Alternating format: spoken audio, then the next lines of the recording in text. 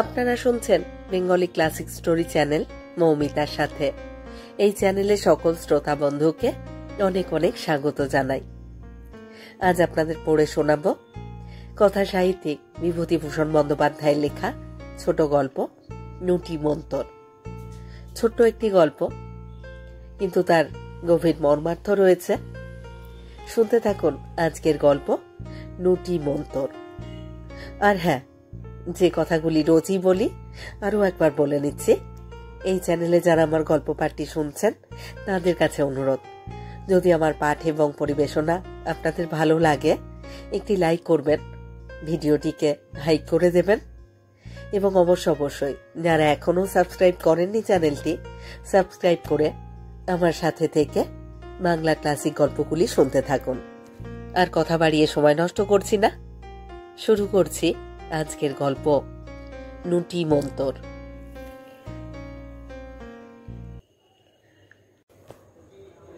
হাবু নাপিতের ছেলে, সুতরাং রীতিমতো তার বুদ্ধি। পায়রাগাছির গুণিন রোজা এই অঞ্চলে প্রসিদ্ধ।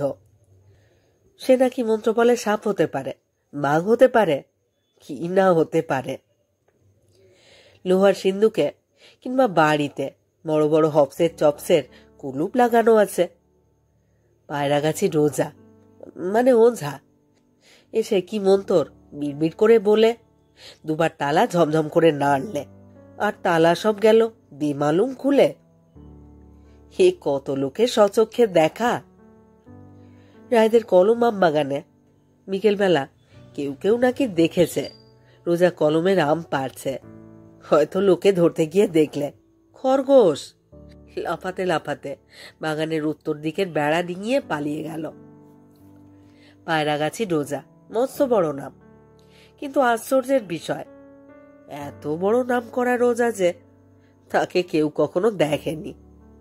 কোথায় যে কখন কিভাবে থাকে তা কেউ বলতে পারে না।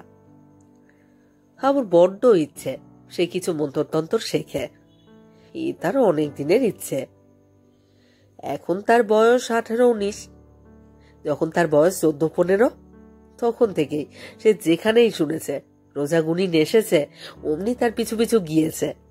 একবার তাদের পাশের গ্রামের হাই স্কুলে একজন বড় জাদুকর এসে নানা রকম তাসের খেলা টাকার খেলা দেখালে। একটা তাস বেমালুম গোলাপ ফুল হয়ে গেল, এর মুঠো বাঁধা হাতের টাকা ওর হাতে গেল, এক গ্লাস জল হয়ে গেল মিষ্টি শরবত।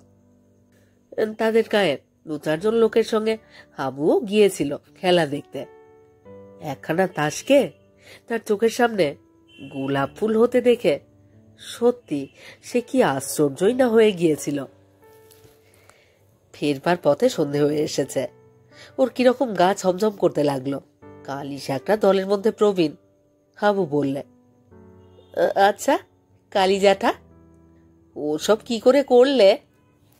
কালি শাকরা একটা তাচ্ছিল সূচক ভঙ্গি করে বললে, হা হা, ও সব তো সোজা। সোজা?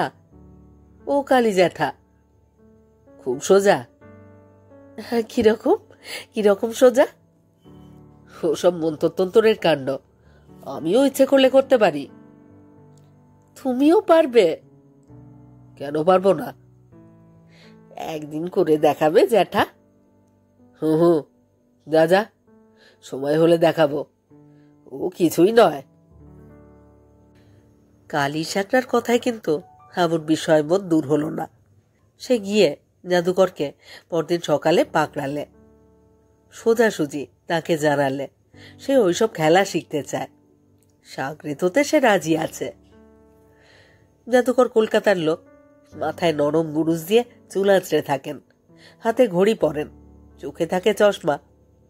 তিনি না কুচু করে বললেন, ওসব হয় না হে ছোকরা, হয় না। অনেক টাকার খেলা, অনেক টাকা প্রিমিয়াম দিলে তবে সাগরেত করি। হাবু বললে, প্রিমিয়াম? প্রিমিয়াম কি? প্রিমিয়াম টাকা হে। টাকা পারবে আমায় দিতে? পড়িয়া হয়ে হাবু বললে, আগে কত টাকা? 100। পারবে দিতে? আগে না, অত টাকা কখনো একসঙ্গে দেখিনি। তবে ফিরে যাও, এসব অমনি হয় না, কিছু কম করে নিন। 200 করে প্রিমিয়াম নি, তোমায় তো 100 বলেছি। হাবু সেখান থেকে সরে পড়ল। কত টাকা শিখিয়েও দেবার ক্ষমতা নেই তার। জাদুবিদ্যা শেখবার সৌভাগ্য কি সকলের ঘটে? কেটে গেল বছর 3। এই 3 বছরে তার জীবনে নতুন কিছু ঘটল না। হে অজপাড়া গায়ে জীবন, একরঙা ছবির মতো একঘেয়ে। ঠিক এই সময় একদিন হাবু দুপুরে মাছ ধরতে গেছে নদীতে। এমন সময় দেখলে একটা লোক আমবাগানের ছায়ায় বসে আপন মনে কতগুলো ঢিল নিয়ে খেলছে। হাবু একটু এগিয়ে গিয়ে দেখলে লোকটা একটা ঢিল হাতে নিয়ে ছুঁড়ে দিতেই সেটা মস্ত বড় একটা কোলা ব্যাঙ হয়ে গেল। লাফিয়ে লাফিয়ে পালালো। আর একটা ঢিল ছুঁড়তেই সেটা হয়ে গেল একটা ছেলেদের 2 চাকার খেলনা গাড়ি। কিন্তু সেই গাড়ি গড় গড় করে গড়িয়ে চোখের বাইরে অদৃশ্য হলো। আর একটা ঢিল হিল হিল করতে করতে একটা সাপ হয়ে চলে গেল। একটা ঢিল এক মুঠো আবির হয়ে ছত্রাকারে ছড়িয়ে মাটি রাঙিয়ে দিলে। হাবু সেখানে গিয়ে দাঁড়াতেই লোকটা ওর মুখের দিকে চেয়ে ফিক করে হেসে বললে, কি? স্তম্ভিত ও ভীত হাবু কোনো কথা না বলে একেবারে লোকটার পা জড়িয়ে ধরতে গিয়ে হোঁচট খেয়ে পড়ল। গাছ তলায় লোকটা নেই। হাবু বিভ্রান্ত চোখে চারিদিকে চেয়ে দেখলে অত বড় আমবাগানের কোথাও সে নেই। 2 মিনিট হাবু দাঁড়িয়ে রইল আড়ষ্ট হয়ে। হঠাৎ সে দেখলে হাত 10 দূরে সেই ব্যক্তি দাঁড়িয়ে মৃদু মৃদু হাসছে। হাবু কাতর কণ্ঠে বললে, আমাকে দয়া করুন। কি দয়া? পায়ে ঠেলবেন না এমন করে, আমাকে আপনার চাকর করে রেখে দিন। আমি অনেক ভাগ্যে আপনার দেখা পেয়েছি। আমি গরিব লোক, চাকরে আমার কি দরকার? তাছাড়া আমার হাতে অনেক চাকর, এই দেখো। বলেই লোকটা একটা ঢিল গাছের উপরের ডালের দিকে অবহেলার সঙ্গে ছুঁড়ে মারতেই ঝরঝর করে একটা সাপ পড়ল। হাবু একেবারে স্তম্ভিত। আম আসে কোথা থেকে এই কার্তিক মাসে? পাড়া গায়ে কোনো কাছেই তো এ সময় আম দূরের কথা, আমের পৌলও নেই। পাকা আম ঝুড়ি খানেক তার সামনে। লোকটা বললে, খাবার জল? এই দেখো। যেমনি একটা ঢিল ছোড়া অমনি গাছের গুঁড়ির এক জায়গা একেবারে ফুটো হয়ে কলের মুখে যেমন জল পড়ে তেমনই জল পড়তে লাগলো। লোকটা হাত নেড়ে ইঙ্গিত করে বললে, খাও খাও, ভালো জল। হাবু কাতর শুনে বললে, আমায় সাগরেদ করে রাখুন না। কি সর্বনাশ, সাগরেদ? আমি ওস্তাদ নই, আমাকে দয়া করুন। লোকটা হি হি করে হেসে উঠল। ও কি? মুখের ভাগ থেকে ঝাঁকে ঝাঁকে লাল নীল বেগুনি রঙের ডানাওয়ালা প্রজাপতি চারিদিকে ছড়িয়ে পড়তে লাগলো। কে লোকটা? এই উত্তর দিলে লোকটাই। বললে, রায়নাগাছি জানো? উত্তর দিকে। আমার সঙ্গে দেখা করো সেখানে। হাবু হাঁ করে রইল। ইনি তবে পায়রাগাছি সেই গুণিন। সবাই বলে উনি নুটি মন্তর জানেন, অর্থাৎ মন্ত্র বলে অদৃশ্য হতে পারেন। আজ সে নিজে সে প্রমাণ পেয়েছে। হাবু হাত জোড় করে বললে, আমায় দয়া করুন।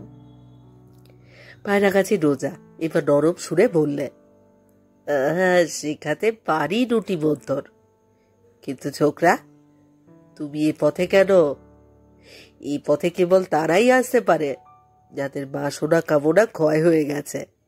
কত লোভের পথ খুলে যাবে দেখো। আচ্ছা রোশন, দিচ্ছি তোমার মন্ত্রটা শিখিয়ে। কিছুদিন কেটে গেল। হাবু এখন নুটি মন্ত্র শিখে সম্পূর্ণ অদৃশ্য হতে শিখেছে। সঙ্গে সঙ্গে সে আবিষ্কার করলে সে একজন ভীষণ চোর, যার ঘরে যায় ভালো ভালো জিনিস সব চুরি করতে ইচ্ছে হয়, খাবার দোকানে গেলে ইচ্ছে হয় খাবারের হাড়ি ভাগ করে। সে যে চোর তা সে কখনো জানতো না।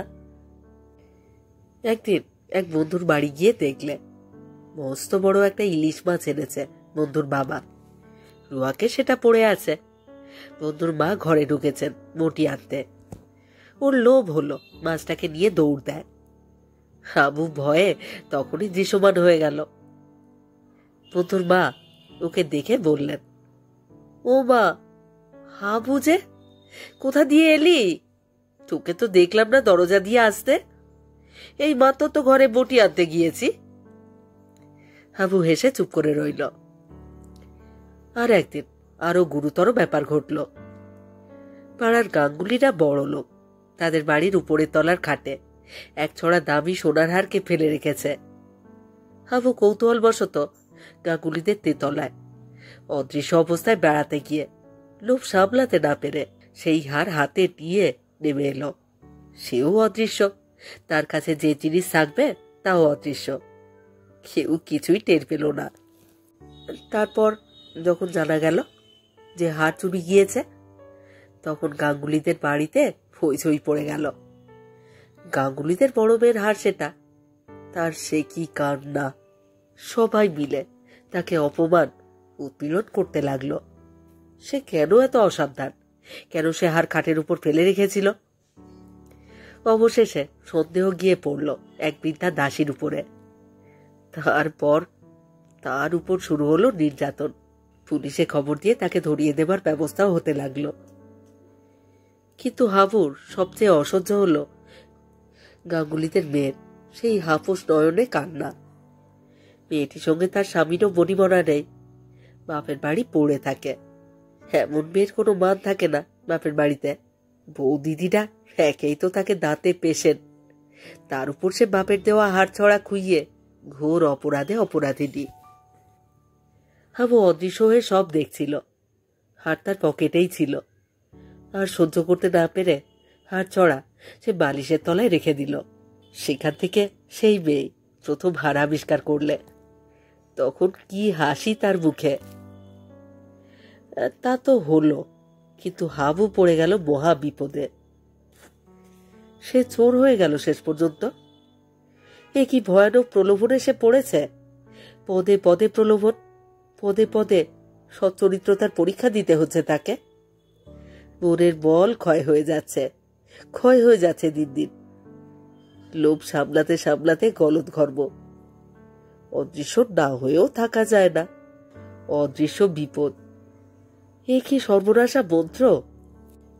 মাসের পর মাস কাটে এই ঘোর অগ্নি পরীক্ষার মধ্যে দিয়ে। হাবু ইতিমধ্যে এক বিয়ে বাড়ির ভাড়ারে ঢুকে সেখানে সন্দেশ মেরে দিল।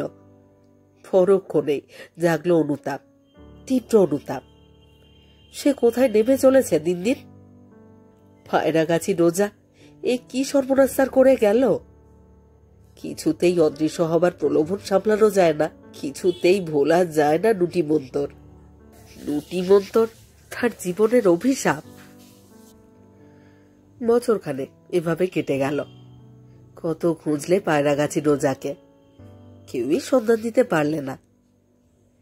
একদিন হাবু সেই আম বাগান দিয়ে যেতে যেতে সেই একই গাছের তলায় দেখলে পায়রাগাছি রোজাকে। সেই একই রকম ঢিল ছুঁড়ে খেলা করছে। ওর দেহে বিদ্যুতের স্রোত বয়ে গেল। সন্ধান মিলেছে এতদিন পরে। ও ছুটে এগিয়ে গেল কাছে। ঢিল একটা ব্যাগ হয়ে লাফাতে লাফাতে পালালো। একটা ঢিল সদ্য কাটা ধাড়ি ছাগলের মুন্ডু হয়ে গোড়াগড়ি খেতে খেতে চলে গেল। এক ঝাঁক ছাতারে পাখি রোজার মুখের মধ্য থেকে বের হয়ে উড়ে গেল। হাবু ছুটতে ছুটতে পাছে রোজা অদৃশ্য হয়ে যায়, গিয়ে ওর পায়ের উপরে পড়ল। রোজা প্রশান্ত হাসির সঙ্গে বললে, কি কি হয়েছে? আমায় বাঁচান আপনি। কি ব্যাপার? আপনি তো সব জানেন, আপনি অন্তর্যামী। ওস্তাদজি, নুটি মন্থনের কবল থেকে আমায় উদ্ধার করুন। আমার চরিত্র গেল, মনের শান্তি গেল, সব গেল, সব। আপনি ফিরিয়ে নিন। রোজা মৃদু মৃদু হেসে বললে, একবার মন্তর দিলে আর ফেরত হয়? হয় না, হয় না। হাবু ভয় শিউরে উঠল। তবে কি জীবন ভোর এই সর্বনেশে মন্থরের ভার বইতে হবে তাকে? এই অশান্তি, পদে পদে এই পরীক্ষা সারা জীবন চলবে? হাবু পা আঁকড়ে ধরে বললে, বাঁচান আমাকে, বাঁচান আমাকে, আমি যে মরে যাব। তবে চাও না, চাও না তুমি রুটি মন্তর? আগে না। রোজা হেসে বললে, তবে যাও, দিলাম না। মোটেই তোমাকে মন্তর দিইনি, আমি পরীক্ষা করছিলাম। হাবু অবাক। সে কি কথা? 1 বছর ধরে? তবে সে কিসের ভার বোঝা বয়ে মরল? সে কি যেন বলতে যাচ্ছিল। রোজা হেসে বললে, মোটে 7 মিনিট কেটেছে। এই প্রথম দেখা তোমার সঙ্গে আমবাগানে। রুটি মন্তর তোমাকে দেওয়া যায় কিনা পরীক্ষা করছিলাম। আমি আজ 20 বছর এই মন্তরের ভার বয়ে আসছি, আর তুমি তো এর দায়িত্ব 7 মিনিটও নিতে পারলে না। হাবু বললে, তবে কি আমি গাঙ্গুলিদের বাড়িতে চুরি করিনি হার? ময়রার দোকানে খাবার খাইনি চুরি করে? তবে তবে আমি? না না, তুমি চুরি করনি। মোটে 7 মিনিট কেটেছে। আমার সামনে ছাড়া তুমি কোথাও যাওনি। এই তো প্রথম তোমার সঙ্গে আমবাগানে। বলে কি? হাবু আড়ষ্ট হয়ে দাঁড়িয়ে রইল। পায়রাগাছির গুনিন হা হা করে হেসে উঠল, আর সঙ্গে সঙ্গে এক ঝাঁক চামচিকে তার হাঁ করা মুখের মধ্যে থেকে পট পট শব্দে বের হয়ে ইতস্তত উড়ে গেল।